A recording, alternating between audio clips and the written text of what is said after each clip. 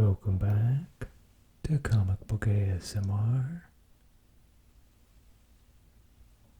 Today we're going to be doing a long overdue comic book haul video, and I'll get into details and explanations as I show off things. I'd hate to preface this whole video with several minutes of talking. So I'll show off what I got this week from my shop, and then show collectibles, and then show the previous month's hauls. And as the title teases, I will also show off a really rare, I don't know of another one that I've ever seen, I'd consider valuable error book that I'll show off towards the end of the video. So without further ado, so first off, I got the Summer of Superman. This is the Superman Treasury 2025, and this covers, I would say, a rarer one. So this is the Treasury book here, so it's actually a large size. Typical comic about this size, you can see.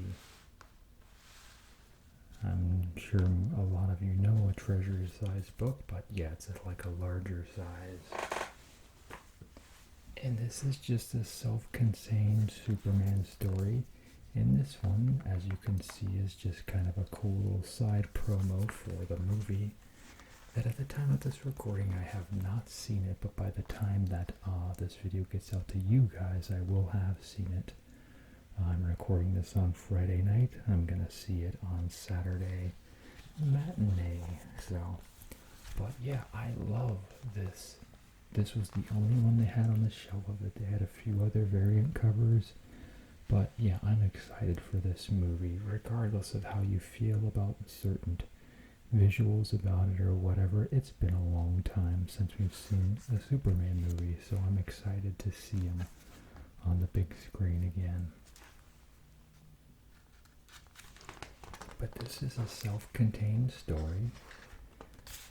It is written by Dan Jurgens, and I forget the artist on it, but it's a more modern artist. And then about a little lower, I'd say 2/3 through, then Dan Jurgens does a little bit of art on it too, with a few other assists as well. Yeah, Brett Breeding is doing the inking. He's the guy who did the inking back in the day. And then we have Adriano Lucas, which I don't know who that is.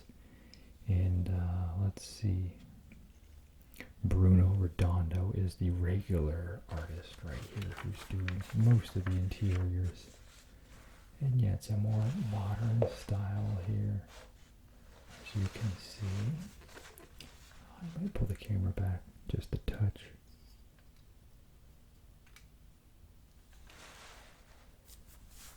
So there you guys go, you can see it better that way. I typically like to have the camera closer, but since this is a larger formatted book, you can just kind of see it better in that way. But yeah, I love this story. It was self-contained, had a lot of little nostalgia hits. Since Dan Jurgens wrote it, there were a lot of elements about previous characters he had written in it. So lots of fun. And as you're reading it too, you're like, wait, there are certain things that don't quite add up. Is this just like an alternate story, since this is kind of like a one and done sort of thing? And as it goes on, it makes more sense. So, and then I'll show a little bit of Dan's art here, if I can get to it. So yeah, see, this is some of Dan Jurgens' stuff. I would say Dan's recent stuff definitely, his older stuff is better. I mean, he's not doing full interiors for books anymore. He's getting older, etc., etc. And you can still tell it's his style, but I think the biggest thing that stands out to me, the eyes seem larger than they used to be. And the line weights for the inking, which Brett is doing, seems heavier. I think they were thinner in the past, but I mean, that's just a little nitpick, so. But yeah, a lot of fun. And then in the very back of this, there is some more promotional stuff about Superman. It talks about the actors and stuff, how David Cornersweet, who plays Superman, he actually is a has Jewish lineage in him. He was inspired when he saw his sister do a production of Fiddler on the Roof to act and all this sort of stuff. So I was talking about how crypto is finally going to be in a movie. So yeah, it should be a lot of fun. I haven't seen a James Gunn movie that I haven't liked. So I'm hopeful, and even if it's not amazing, it's just been long overdue, and I can't wait to see it.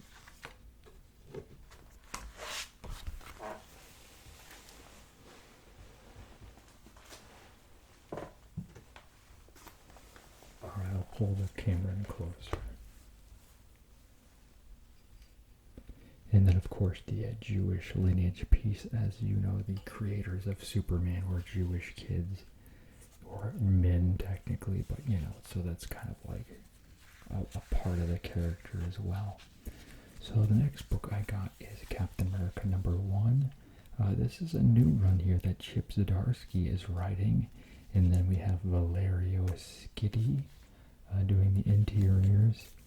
And this is kind of interesting too. This is kind of set, I would say, in a different sort of continuity as well.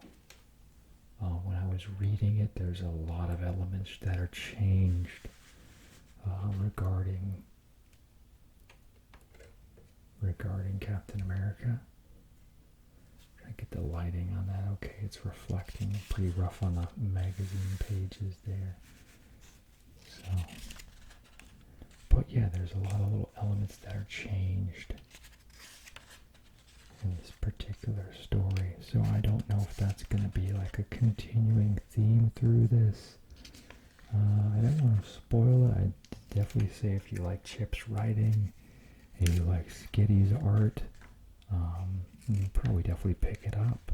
I mean, I was entertained by it. A lot of more recent Cap stories haven't really resonated with me. This at least interests me, even though there are things that are being changed as far as his personal story goes. I'm curious to see what happens next. So this is almost like this is taking place, I believe, right after he's out of the ice, but it's kind of a more modern spin as if he was out of the ice. At least that's how I'm interpreting it.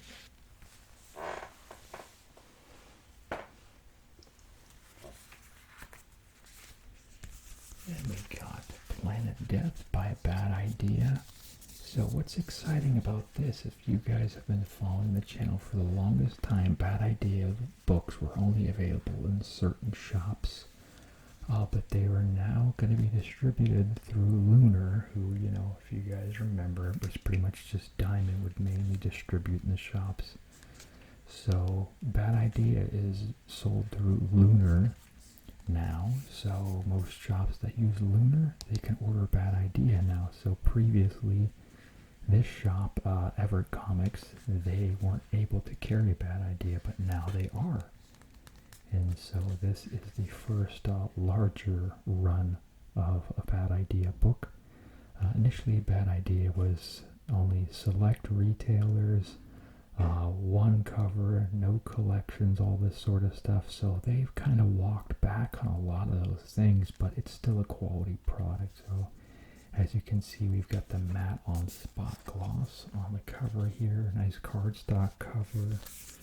It is $3.99, which for this typical book, I mean, right now, you know, cardstock cover, a DC book, I think they're charging $5.99 for. So I would certainly say that the value is there. And then, like I said, the other thing too, but in the past, they only had, you know, the single covers, and now this has like a huge bunch of different covers they did. All this sort of stuff. So yeah, most of the Bad Idea books, I don't know if I've ever read one of them that is not mature.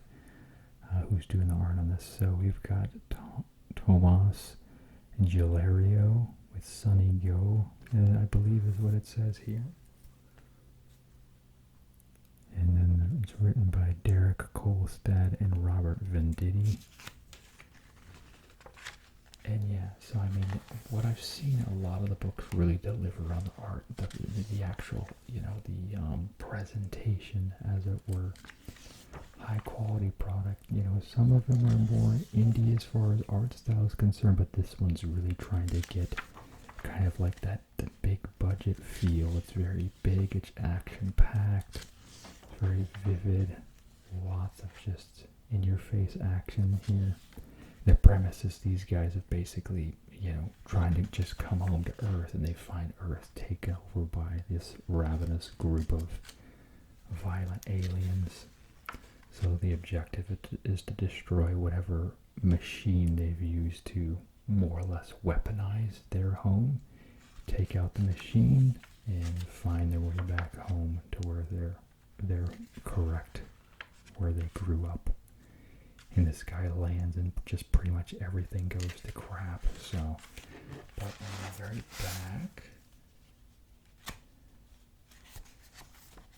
and then there's a teaser too of another book coming on. I believe this is Cul-de-sac. This reminds me a lot more of like some of the Spawn horror stuff that I've read in the past. But yeah, some upcoming, this is the upcoming stuff from Bad Idea. It's coming to shops here, so I'll be getting all these. I love Bad Idea stuff, and I'm happy that it's going to be at Everett Comics. Because the other shop I don't ever get over to ever anymore, because that was where my old job was.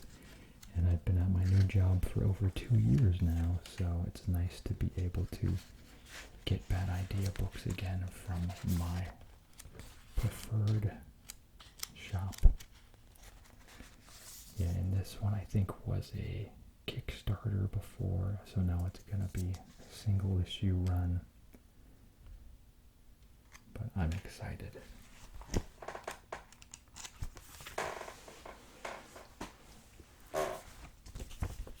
And we got Absolute Superman number 9. Yeah, this continues to be an interesting run. We've got all these just kind of little twists and turns. I think the most interesting thing about this run for me is the fact that they talk about Ra's al Ghul interacting in the Superman mythos. As you guys know, he's typically a Batman villain, but they're talking about him in this narrative here. All these guys work for Lazarus and all this type of stuff. And more or less Lois is somehow reluctantly tethered to work for him, I think in order to keep her dad safe. Something to that effect, I believe. But yes, solid art, more interesting kind of reveals and things like that. If you're not following Absolute Superman, definitely pick it up. I think they probably got the first 6 in a trade at this point. That's typically how this sort of thing goes.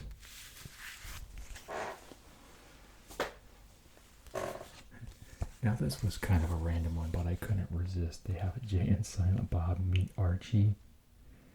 This is an independently put out thing. This is not Archie that put this out, but the Secret Stash Press put it out, so there's all sorts of, you know, swear words and inappropriate humor in it. This is the Retailer Incentive Dan Penoza cover, homage to the whole Betty and Veronica sharing milkshakes with Archie thing here. And the premise here, the interior, as you can see, is very modern Archie in style and feel. I was surprised that it's not actually Dan Parent doing the art, as that's the main Archie person I know in recent years who worked on the book. But in this, basically, Archie is gonna start working at the convenience store that all the other guys used to work at. And then, yeah, we see Jay and Silent Bob here. And yeah, it's just a random little one-off story here. There's references to lots of just, you know, past references from the movies and things like that. There's little Easter eggs all throughout. So, yeah, it's just fun. It's random. I mean, it's like a pricier one. I think this was $7.99, but that's because this isn't like a widespread release thing, so that's how they get away with it.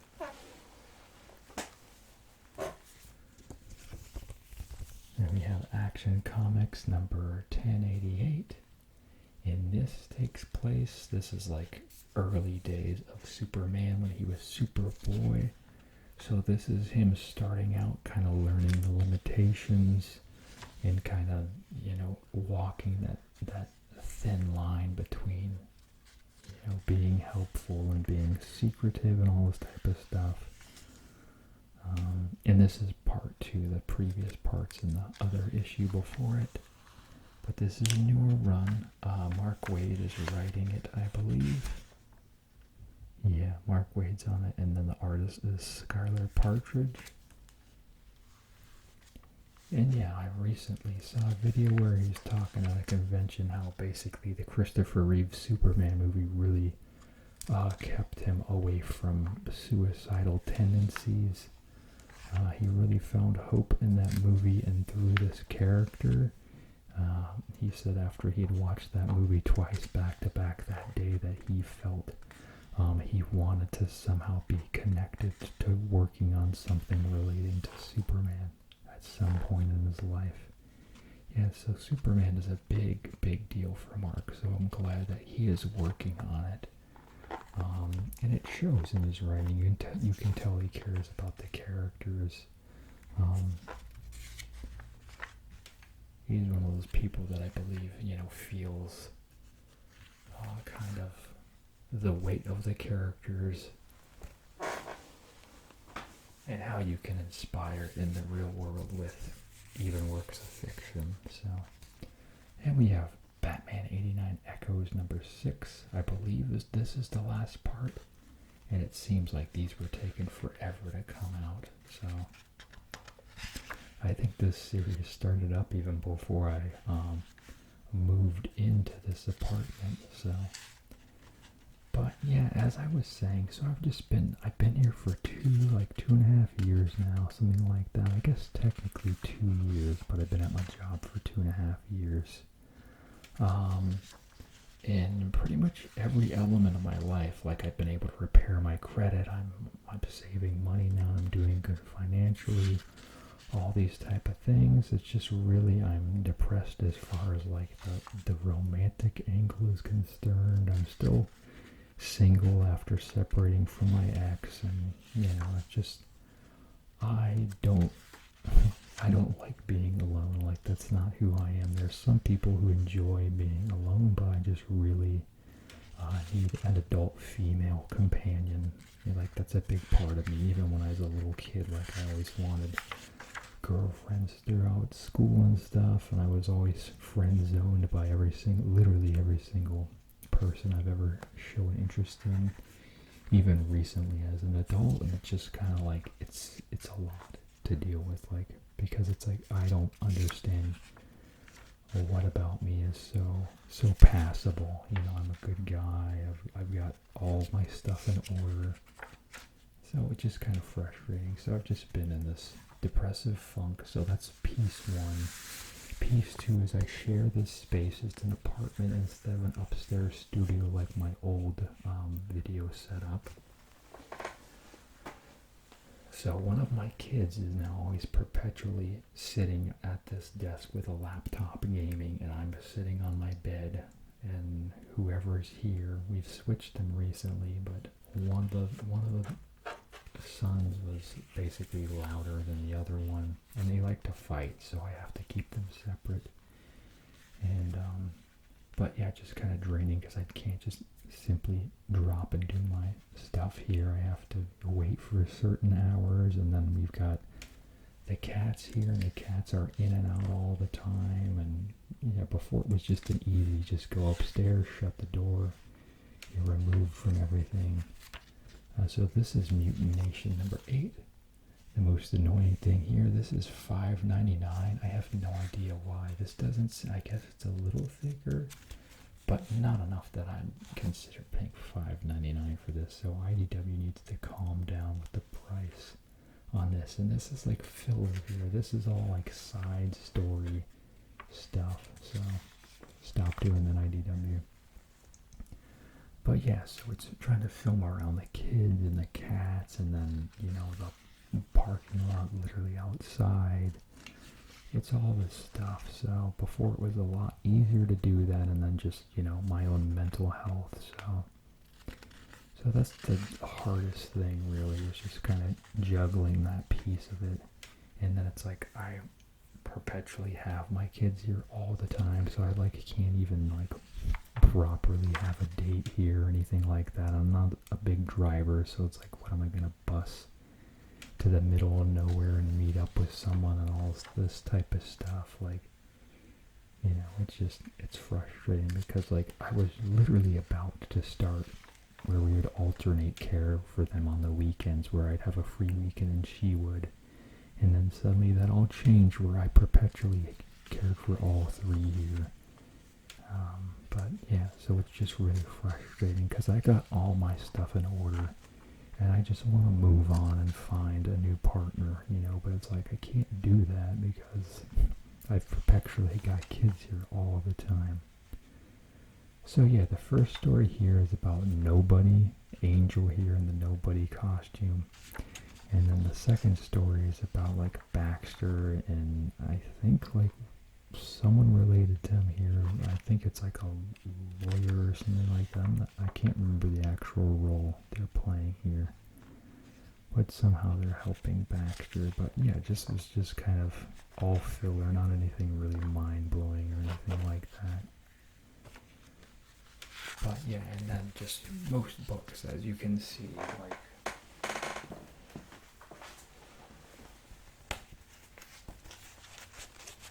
so you can see this is my 2 weeks haul that I have here. If this was a normal video, this would be wrapped in under 20 minutes right now.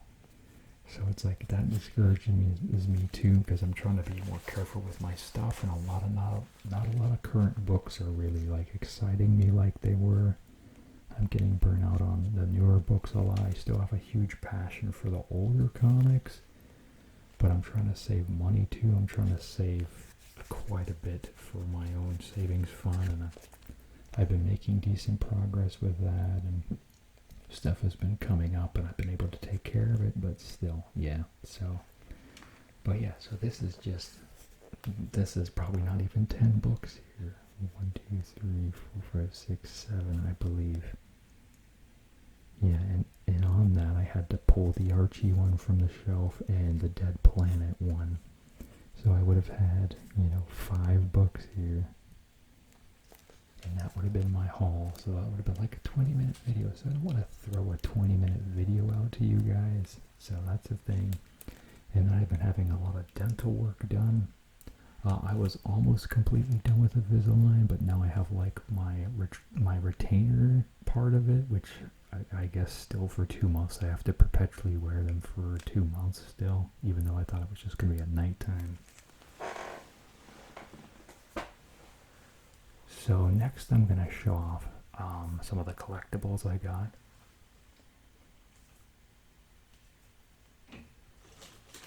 The first one I did not find at retail, and this is the, I don't know, I guess 80s Superman here.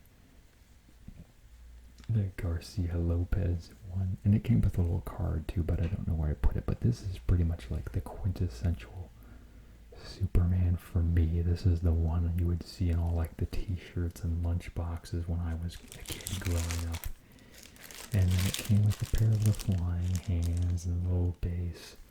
And this I got off of eBay. I think I paid probably $50 like a chump, but it wasn't in store. And then, yeah, I love the cloth cape on it too. And then I don't know if you can really see it in this lighting, but the hair has got the little blue highlight spots in it, like in the comics how they would always have the blue highlights in the hair.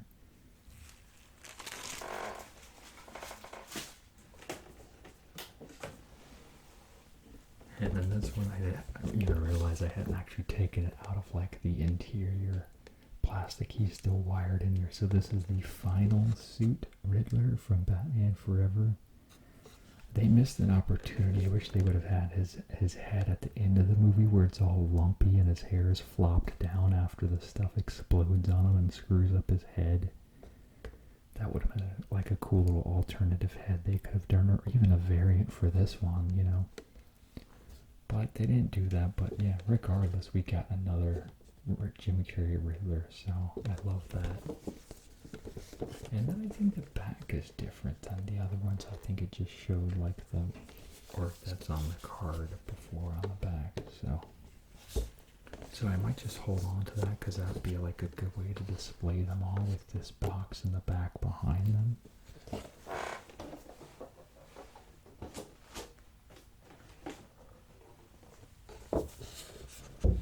Then we got the Fleischer Superman from the old cartoon. I am bummed that the art that they used for the card isn't an actual Fleischer drawing. This is an homage to Fleischer, using the Superman #1 cover, just done up modern, but with the old version of him there. So I wish they would have put an actual Fleischer drawing on there, but it's okay.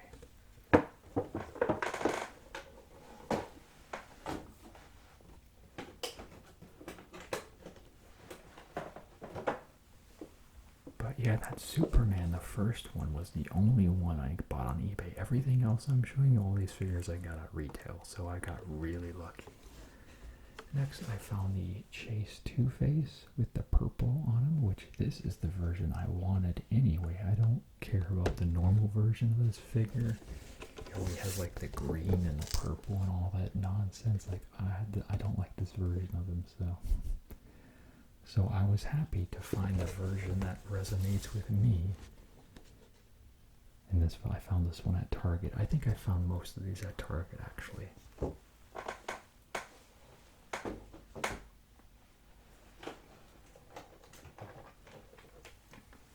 And then kind of a different format, the Page Punchers Supergirl. This is the one that comes with the comic.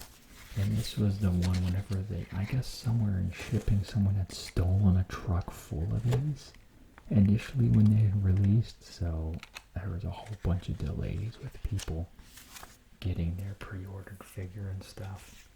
I will say one thing I don't like when they package the Page Punchers, the covers are facing not where the figure is in front of it. It's facing like this, where it's all black, and then the figures, you know, they're in the middle, but still it's like, it'd look better with the cover flipped around like this, you know. But that's not how they package it. But yeah, this is the better Supergirl. They released another Supergirl a little while ago, but this is the one that looks just like the one in this comic. She's got the skirt with the high boots and the thighs and everything. The other one has like the red that goes all the way up where it looks like she's just wearing pants.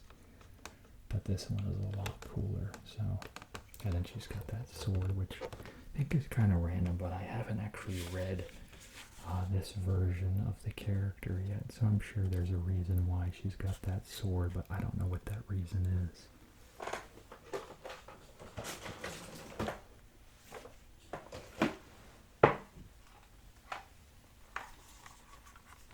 And I found the Professor X at GameStop at retail, which once again I was really excited. This is one that's been like, you know, $80 or over $100 for a while.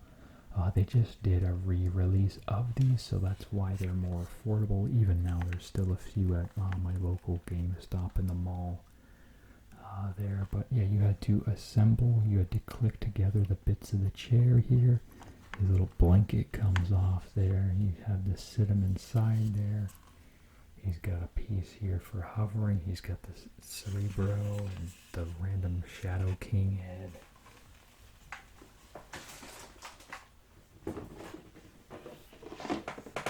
But I love the box that it comes into. It's got like the old X-Men cartoon images in the back, as you can see, like Wolverine and stuff there, and Storm and Jubilee and all of them. So I really like that box. I might do something with that too. I've got them all displayed in my case in my living room, but I'm not sure how I'd fit this in, but I want to hold on to this packaging and maybe use it some way.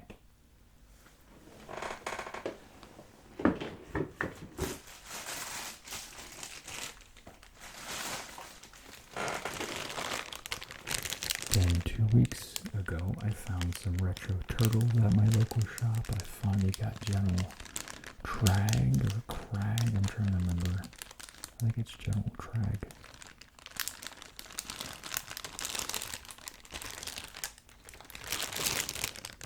And then I got Ace Duck, which this one I'd see him every now and then, but it was always like he either didn't have his wings or he didn't have his hat.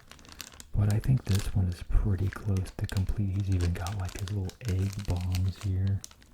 So pretty cool.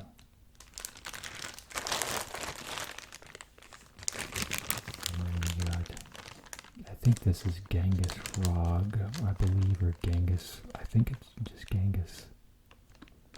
Because it's not Genghis Khan, but something to the effect. It's the other frog. And I think this one is actually evil. And then Napoleon is the nice one. At least that's the way I always thought of it, so.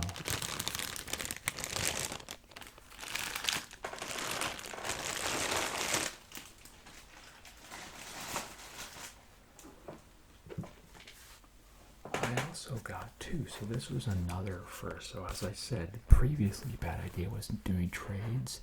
So they made their first trade paperback too. So this is the Hero trade paperback, and it was only 13 bucks, but I think the main reason why it's in black and white, and having read my own book before, I know black and white pages are a lot cheaper than color, so that was, I think, partially a way to keep the cost down a little bit. I'm not sure if that was just why they did it, and I know they marketed it as, hey, this is special introductory pricing.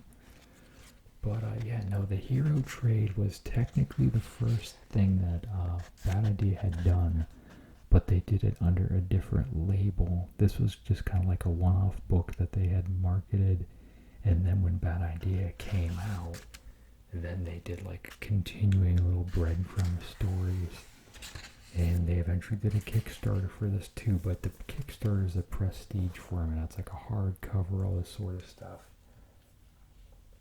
But I was happy because I just wanted to read the story. So it's one of those things like, I don't even know if the people who bought the Kickstarter got their hard copy of the book yet. I know like they have one coming. It's like a bunch of like kaiju type stuff, like giant monsters and stuff. That guy's still working on that book. And that one was Kickstarted. Yeah, I think it was like when I moved here, I had backed it. And it's like a big prestige book, so they had done one for this too, somewhere around that time.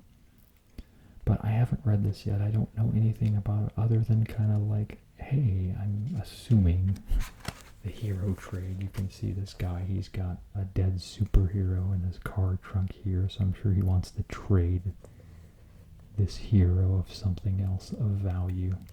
And then there are all sorts of variants, and when it came out, they had like these little special one-shots and stuff. So this contains all of those.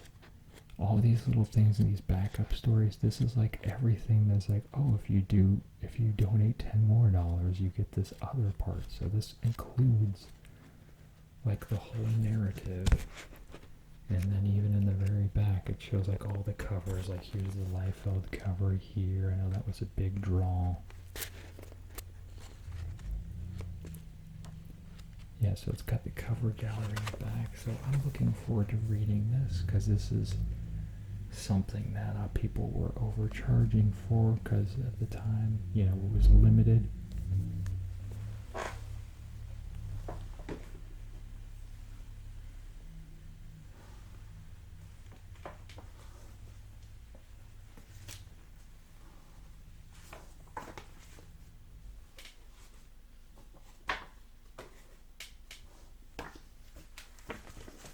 Okay, so next I'm going to move on to some older stuff, and I've got this stacked in a way where it's kind of like my most favorite stuff. They're not really my least favorite stuff, but just like, you know, kind of the less exciting of what I had picked up. So first I've got Dustin Wynn's Robin and Batman Jason Todd. So this just started about 2 weeks ago. It's going to be, I think, a 3 or 4 part, probably 3-issue miniseries. So this is in the same vein as the other Batman or Robin story that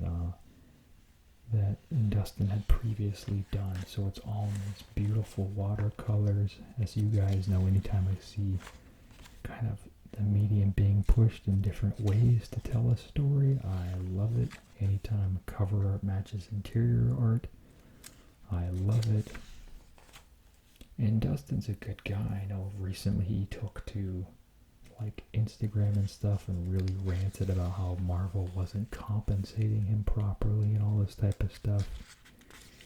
And I mean, I hope DC is, because he didn't rant like that towards DC, but very least he's just trying to advocate in general for creators, because a lot of these guys get the short end of the stick. So, but yeah, so this is like an origins or kind of early year one story of Jason Todd here. And Bruce's struggle, like trying to figure him out, because he was probably the most challenging Robin, because he was an angry kid. So it's hard for Bruce to try to channel that.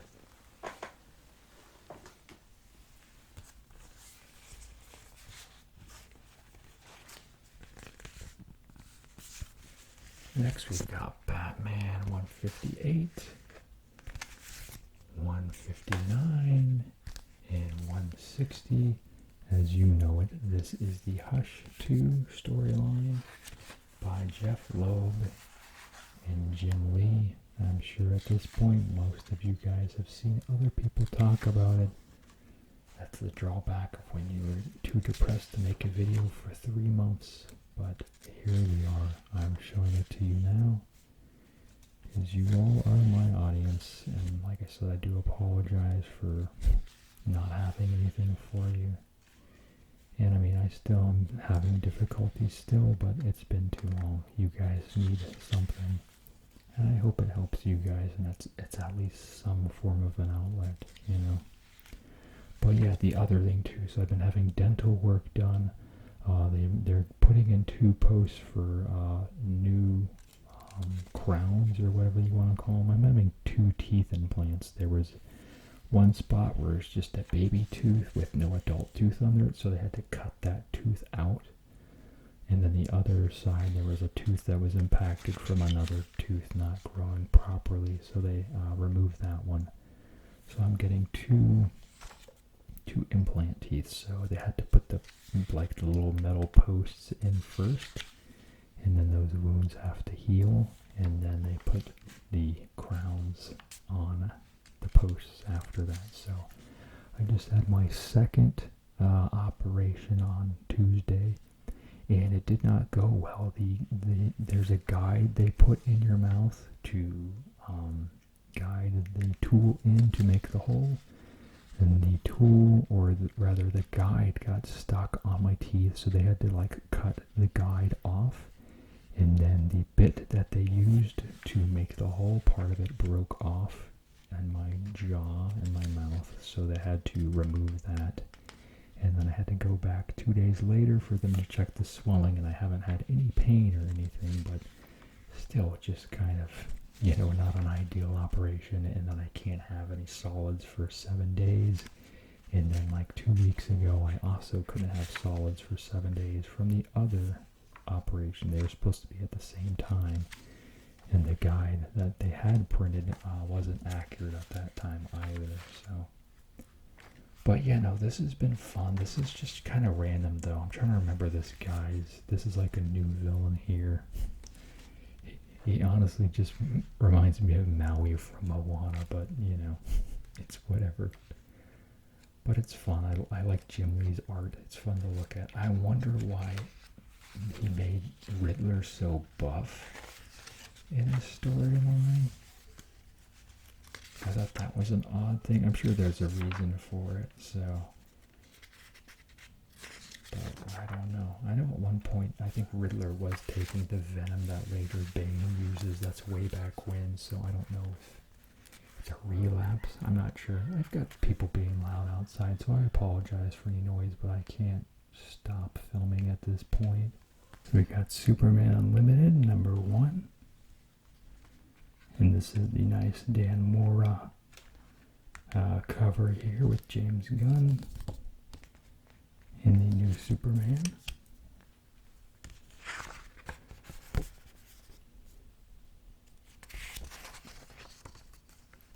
And yeah, this is going to be a brand new series as well. And I think Dan Slott is writing this, if I remember correctly.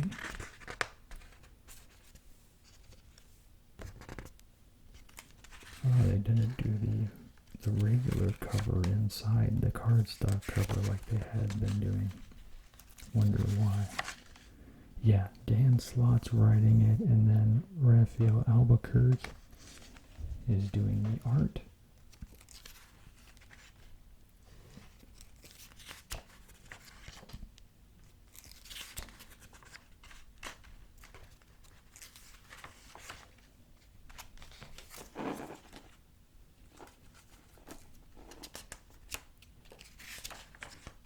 So yeah, I'm sure this will be another good quality book, so long as they bring more big talent.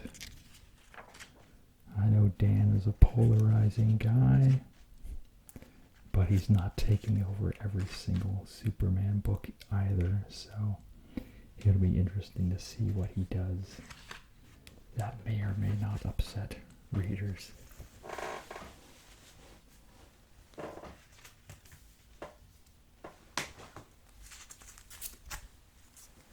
And we have Spider-Man versus Predator number 1.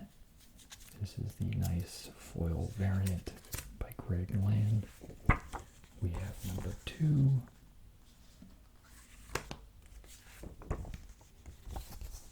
And we have number 3.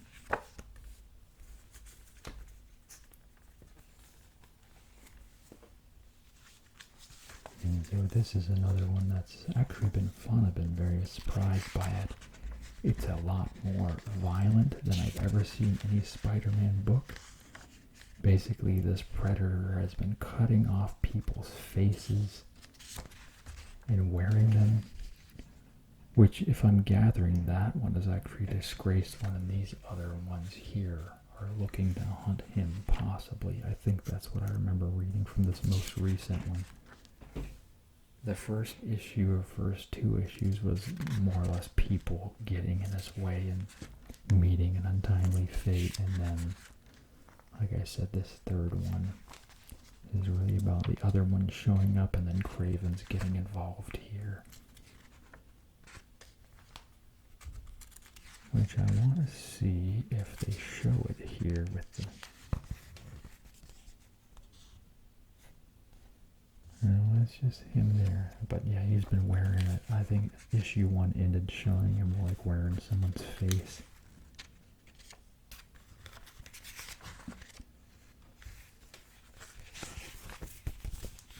But yeah, that makes how it's looking. Issue 2, and you can see it. I'm pretty sure he bumps him down there. Yeah, see.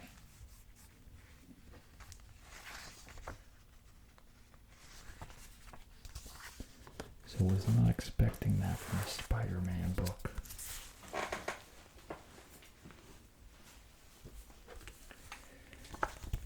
And we have Avengers versus Alien number 4. This is the conclusion.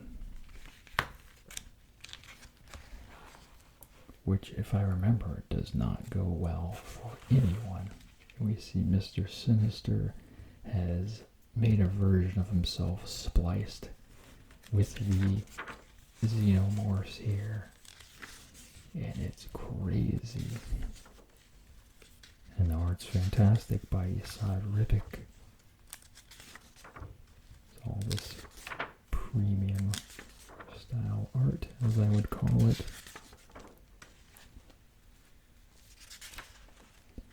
And I'm sure this will be collected in a trade soon. If you missed this, pick it up. Like I said, I love seeing the mixture. I'm a sucker for all these sort of crossovers. It's cool seeing the Marvel guys interacting with aliens and the Predators and all this stuff. And Seems to really try and crossovers more these days. We have the Batman meets Deadpool crossover coming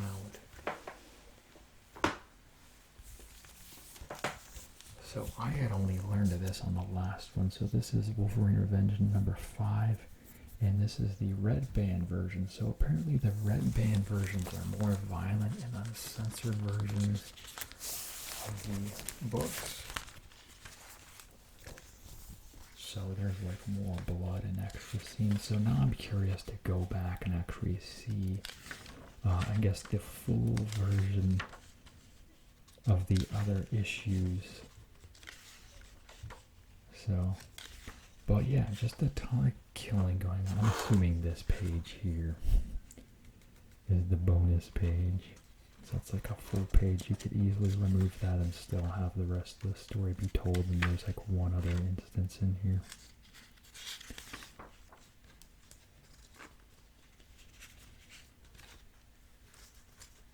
But yeah, most of the people I kind of got it, but I don't know why he was going after Colossus like he did. I thought that was kind of like, what? I get the Sabretooth thing, like there's just kind of a constant. I'm pretty sure this is probably. But yeah, so.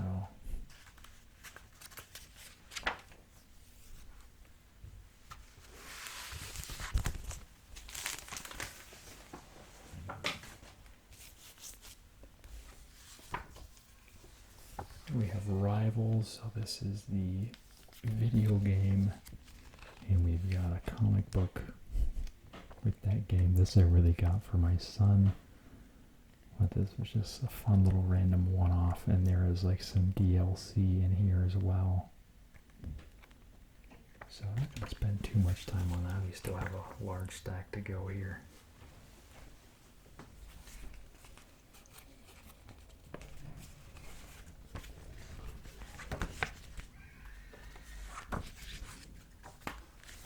So we have Absolute Superman number 6, 7, and 8.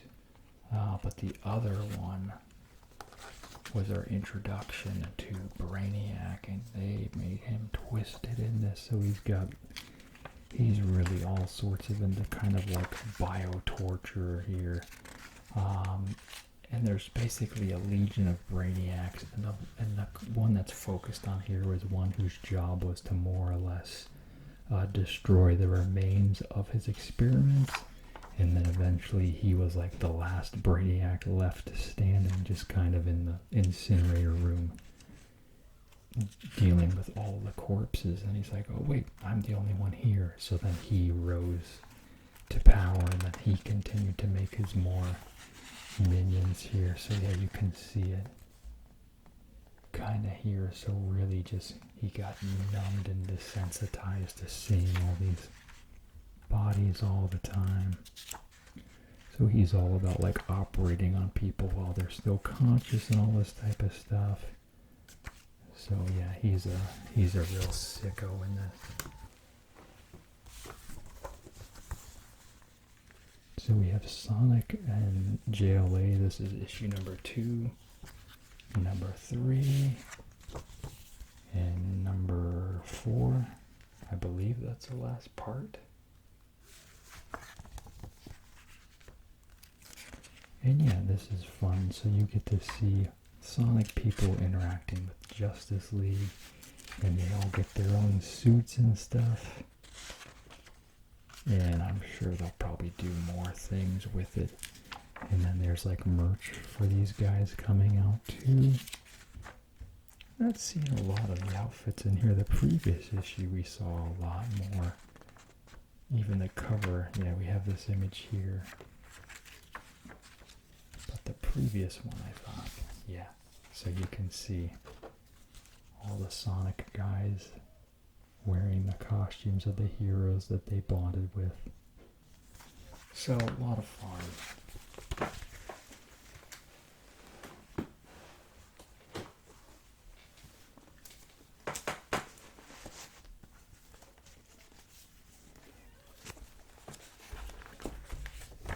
Next one here kind of reminds the Biker Mice from Mars, number 1. story is pretty random. I really like the art though. If you were a 90s kid, you were pretty much into all this sort of stuff, any of these anthropomorphic shows, Street Sharks, Biker Mice, all that sort of stuff.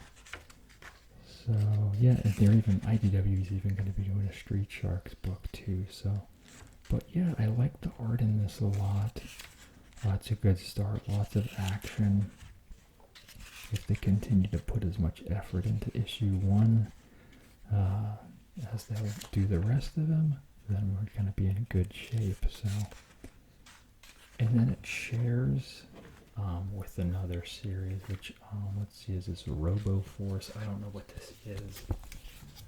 I think this was another show, but this wasn't one that I was into. And then I guess they're going to cross over at some point, to my understanding here.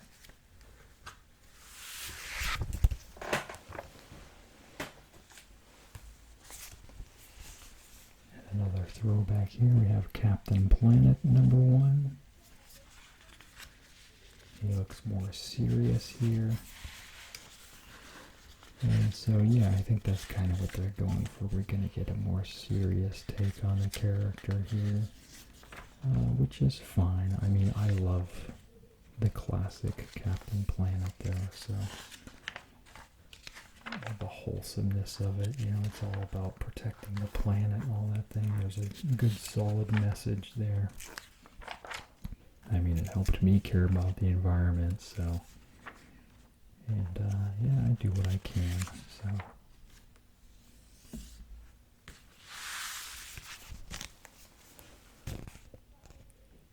We have 1096. We have 1097. And we have 1098. This one reminds me of, like, the Batman animated series here. If I'm trying to remember what happens here. Oh yeah, so like Harvey Bullock gets kidnapped, but so does the Penguin too, basically, when Batman goes to rescue Bullock. In the truck instead is the Penguin. So he's like, what in the world? So it ends up he's rescuing both of them. And they've kind of got like some past history with these people who have kidnapped them, obviously. And I think one of them too, there's some sort of doctor-themed thing to it. They're trying to pull fingernails off of Bullock, if I remember.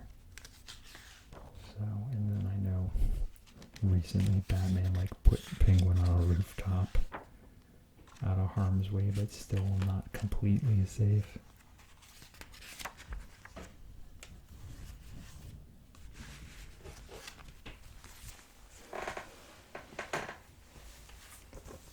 And then we have Absolute Batman #7 and 8 and 9, and I think that's all we get for that one. Yeah. So 7 and 8 focused on Mr. Freeze, and Mr. Freeze is kind of like this weird, creepy, spidery sort of thing. In this one, you can see here. It reminds me of the, I want to say, Strange Planet aliens from that old, I think it was French or Italian cartoon from the 60s, I think. But yeah, so Mr. Freeze is really kind of more of a monster than a man in this particular series. But I mean, that's kind of, it seems like everything in Absolute is kind of pushed to an extreme, which is kind of fitting, right? Toy case being Bane here, so this starts with a new arc here. Bane's the main villain, and for our, I think it's the title card, we see kind of like this big muscly glob sort of thing. Kind of reminds you of Akira, you know, the climax of that movie. Tetsuo gets all bloated and crushes everything, and it's horrifying. So yeah, we go through the book, we get a lot of backstory here with Bruce and going through stuff. It's really weird how they've got Bane's face scrunched up in there, and then his body's so huge too. But then he's like, oh yeah, no, I haven't even kicked on this thing yet. So once he turns his venom on, you see he's like even grosser than he is on the cover.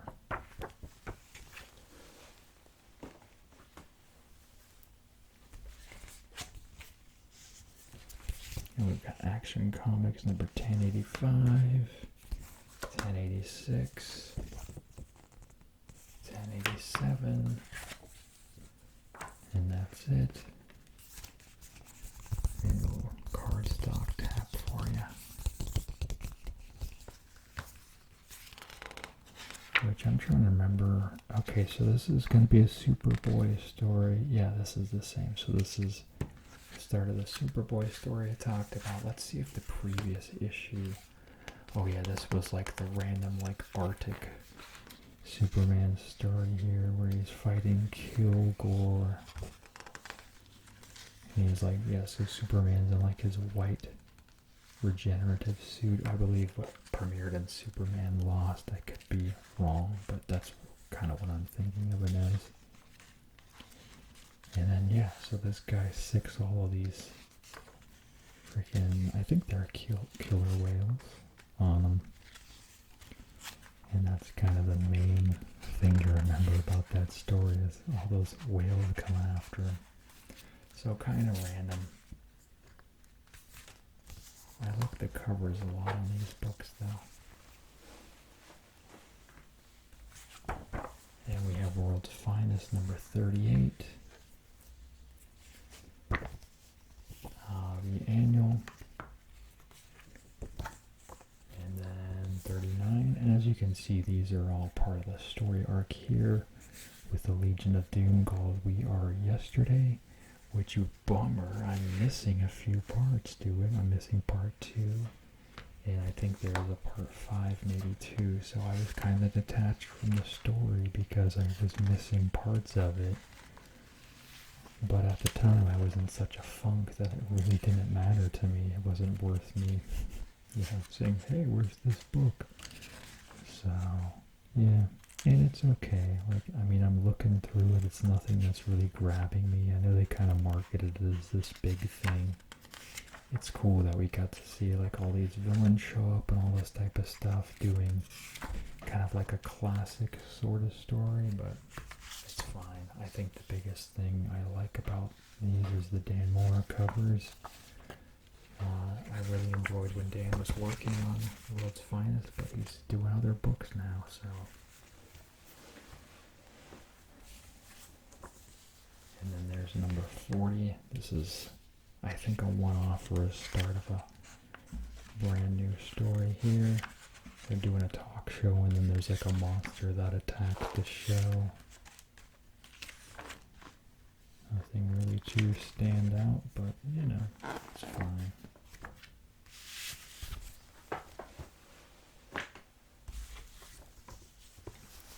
We have a Superman special. A long video. Thank you all for continuing to watch if you're still here. So this has all sorts of, I think that this is all Bermejo's. Oh no, not Bermejo. Well, Jorge Jimenez's art. Yeah, so this is just a Jimenez story. He's talking about how he was inspired of freaking Dragon Ball Frieza for this guy's look here when he was drawing him.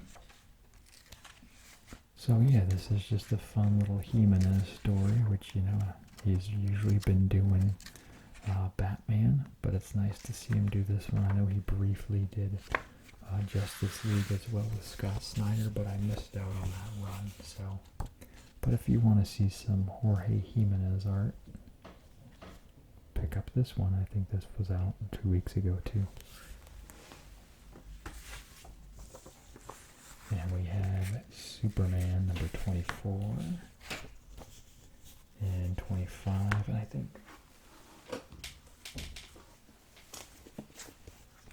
there's more. 26, 27.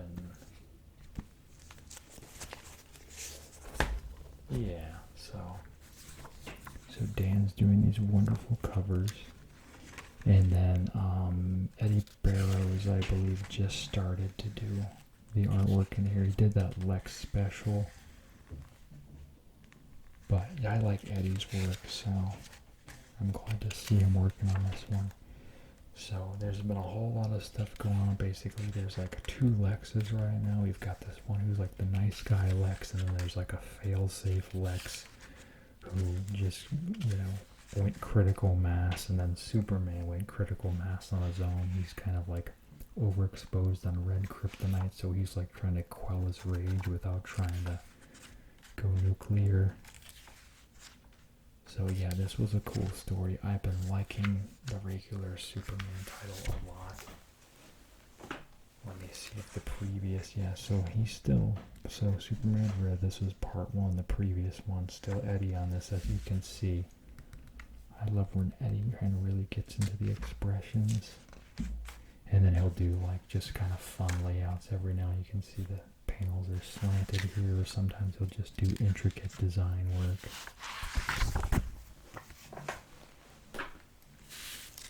And then previously before that was another artist. This was Jamal Campbell, I believe. He's doing kind of like the regulars, and this is like, looks like a few people worked on it, because I see Eddie's in here as well. Even Dan's working on this one, because this was the 25th special. So we had all sorts of people on this one. But yeah, I highly recommend the current Superman run. Check it out. I'd say it's probably one of the best books that DC has out right now. Which, good for them. That's how it should be. When you have a big budget movie, your comic should be firing on all cylinders. So when they see that movie, they come into your shop afterwards, and then you have a new comic book reader. So, okay, next we have Turtles Naruto number 3 and number 4, and I believe that wraps this series as well. So, a lot of fun, like I said. I love these crossovers. I can't get enough. It seems like the sky's the limit with the Turtles stuff. There seems to be like no shortage of crossovers they will do. IDW is milking the Turtles for everything they've got.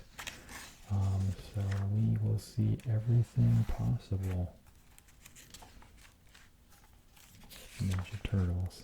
So that wraps that one. And then we've got the buttoned up crossover for Turtles of Grayskull. And this was imprinted through Dark Horse. That's still lots of fun. This was something that started as a concept series that got shelved. That eventually got picked up, I think, when they saw how well the toys were selling. Then Freddie Williams the third or the second got tapped to say, hey, you're working on this. You showed it off before. Do you want to make this a thing? I think that's probably how it went, I would imagine. And we've got Turtles number 8. And number 9. These are the Eastman covers, of course. And I'm really liking the art on these recent ones. It's by Juan Ferreira. And I really like the art. There's a lot of high energy to it. I like how the colors are on it. It's really fun to look at. It's not boring at all. And I mean, they're just continuing to put the Turtles through the paces here.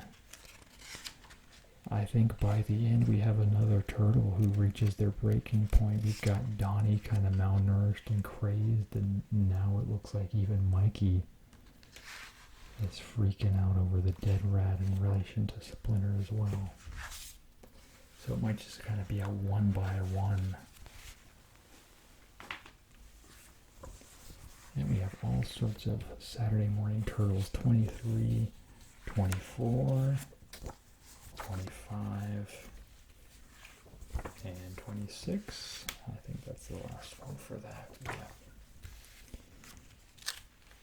And yeah, so these are all done by the guy who makes everything look just like the animated show, which I absolutely love.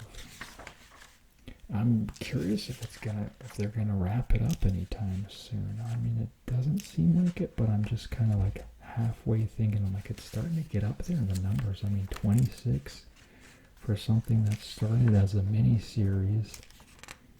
But if like they keep getting this guy to do them, I think it'll continue to sell well, because I think people really respond to what he's doing in particular. I mean, whenever I approach him, it's like anytime I see one he does, it's like I really want to save it, and then when it's like drawn by someone else, I'm like, yeah. So, and we have Mutant Nation number 6. And number 7. Okay. So number 6 is really fun because this is a Bebop and Rocksteady storyline here. I think that, yeah, they're in Vegas. And then there's another random backup story, which didn't grab me. And this one's kind of about the mythical guys. Karai's kill squad, so to speak, and Foot Clan type stuff.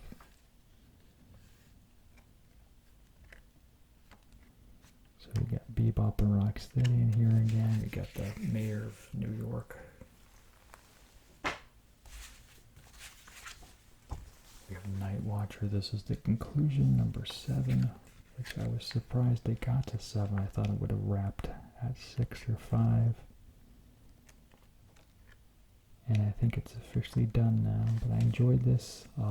The suit takes on a life of its own here, which was pretty interesting and pretty solid work. We got some Ash Scene promos. There's the Death Planet, or the Planet Death promo. Like newsprint.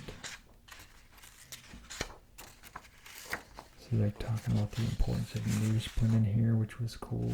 So I don't know if they're going to try to do more newsprint. And then I got this little Hush mini thing that was from a convention, I believe.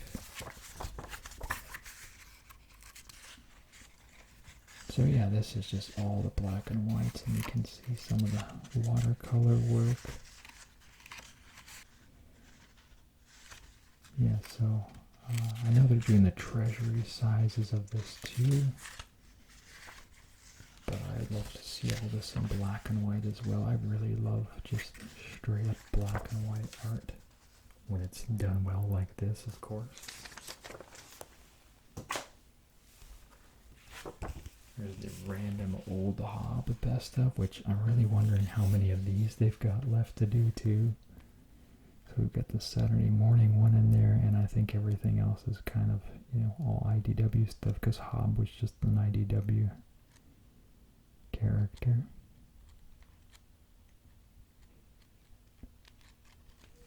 There's that.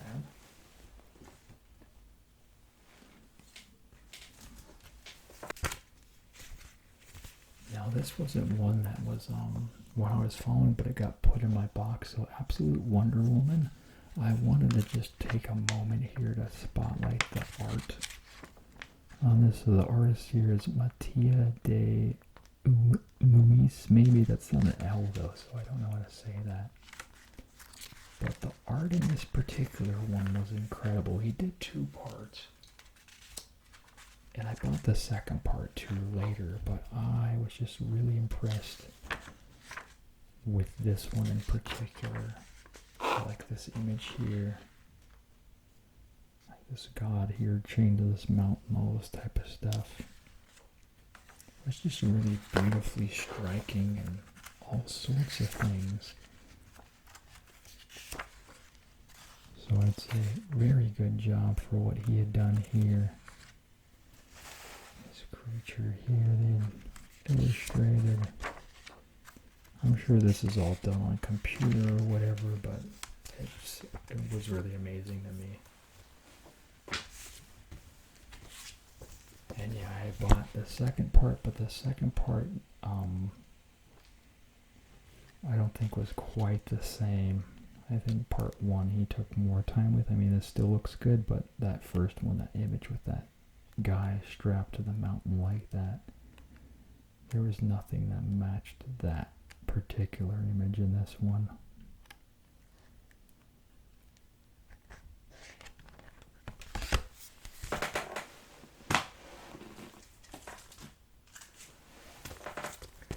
And then we had a Superman Day thrown in there.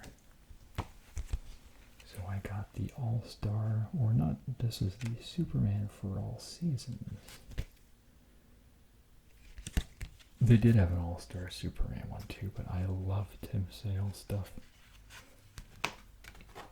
These were, initially the normal versions were free during Superman Day, so you're basically paying $10 for a shiny cover. I was like, oh, I'll definitely do the Tim Sale one, because I'd rather spend $10 on one than get 2 free books for $20 with shiny covers. So yeah, I love Tim Sale's style. This was one of the few series that James Gunn used as inspiration for the new Superman movie. We see it just kind of like a brighter, kinder side, which Superman is pretty much always seen in that light, but you can see it's just kind of really beautifully realized here. But if I remember, because I read these all on a plane when I first flew to Seattle to meet my ex's parents. One of my friends in college let me borrow his trade at the time. If I remember, the series takes a whole different turn. If I remember, like, Superman's got kids and stuff like that at the end of it, so. But yeah, I know All-Star Superman and Superman for All Seasons were definite inspiration for James. I think there was a couple other too. I know the Luther book by Bermejo and Azzarello was a big one too.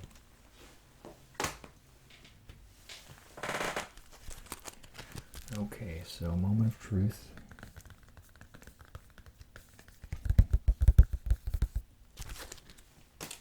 This is a book that I was wanting for a while. Usually about $50 to $70 online, which is like, I don't want to do that, but I really wanted to read this story. I've heard good things about it. So this is the Superman Annual number 11 by Alan Moore and Dave Gibbons, which I'm sure you all know. As the Watchmen guys. Yeah, that's the Watchmen team. So I got this off of eBay. I think I paid maybe $30 for it, something like that. Just like, well, this is the lowest I've seen it. I'm gonna get it. So I got it. It showed up, and it actually, like, I left it in the bag for a while, and then when I went to open up the actual thing, open the book here, and here you go. You ready? Here's the error. We have double covers, ladies and gentlemen. I got 2 covers on Superman Annual number 11 with the notorious, I believe it's for the man who has everything. Yes, for the man who has everything. So fittingly, you could say, this book is for me. I'm the guy who's got all these comics, but I didn't have a double covered Superman here. So, which I haven't seen another double covered Superman number 11 in print.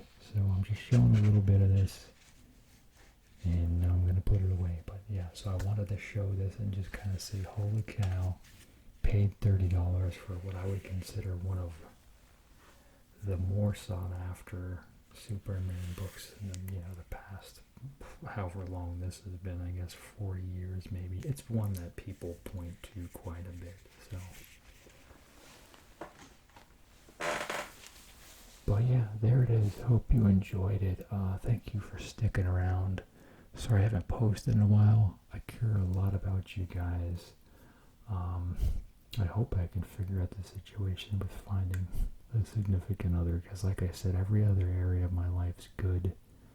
I've got all my other stuff in order. It's just I'm I wasn't built to be alone. I need to have an adult female to take care of. I mean, that's just the way I feel. And this is, year 2 of being in this apartment on my own. I've got my kids, but my own kids' companionship is different than, a female adult, as you guys know. So, but thank you for your support. I appreciate it. Let me know your thoughts and comments. If you've seen Superman, tell me if you liked it or not, but do not spoil it below. If you spoil in comments, I will delete those comments quickly after I read them. But thank you so much. Make sure to like, comment, subscribe. We're almost at 3,000. When we get to 3,000, by the way, we've had quite a few people pass here recently. Not trying to brush them off as a byline, just kind of a stream of conscious thing. I will add a signed Young Justice TV show script by Peter David to the giveaway pile that I had previously talked about. They'll do separate giveaways though, so I've got my other books I was going to give away. I'm going to add the signed Young Justice script by Peter David into the stack as one of a separate thing you can win once we hit our 3,000 subscribers. So yeah, I loved Peter David's work. I might touch on him again in maybe the next video I do, I don't know, but since this was a long video, there's a lot to kind of shuffle through. And then Butch Guice as well, kind of a crucial Superman storyteller. I know when he passed, I believe it was either Carl Keisel or I'm trying to remember the other guy who worked for Grummet, who was just the first one from our crew had passed, referring to basically the Superman Death and Return group. It's the first one is passed, so it's that's kind of a good way to earmark it, because that group of people who worked on the Death and Return of Superman were kind of pivotal for what shaped me into liking the character. So to have Butch or Jackson Guice at that time pass on, he was a crucial part of that. He, was drawing Action Comics, doing the Eradicator stories in particular, and a lot of other great things too, but two really great influential people had passed on that just kind of got pushed in that wave of everything else that I was feeling. So, but I'll probably do a spotlight on them in the future. But yeah, as always, like, comment, subscribe. Let me know what y'all want to see. And as always, you all have a super slumber. Thanks. Bye.